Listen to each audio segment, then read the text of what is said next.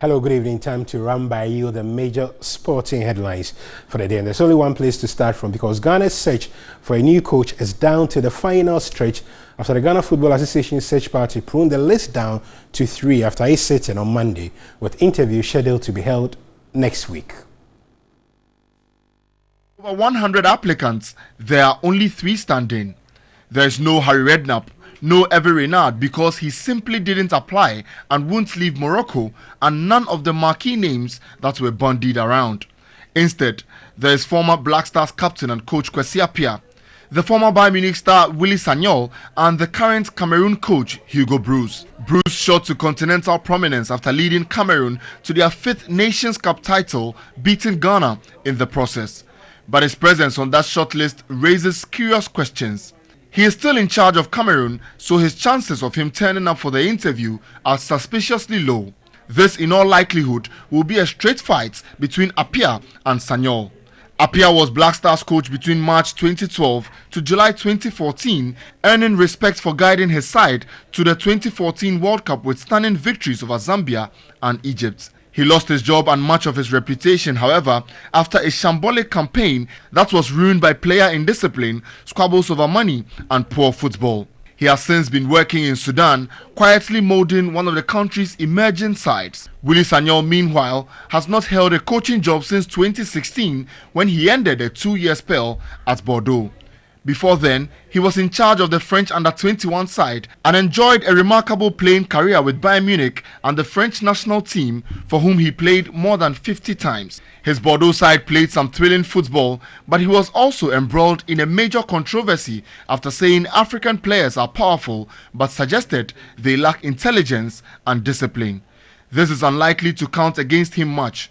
What he faces, though, is a formidable opponent in Appiah, with the calls for a local coach growing louder in some quarters.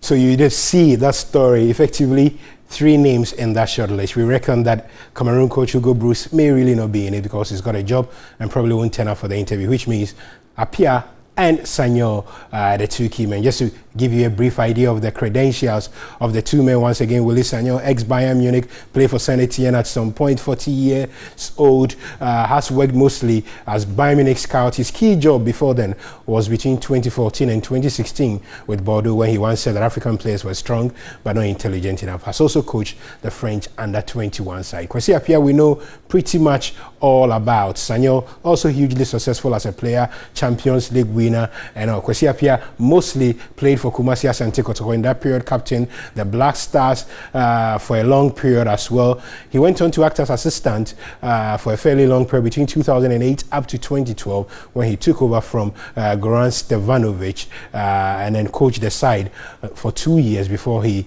eventually went to Ali Khartoum, where he works in Sudan at the moment. So we reckon one of these men could become the next Black Stars coach.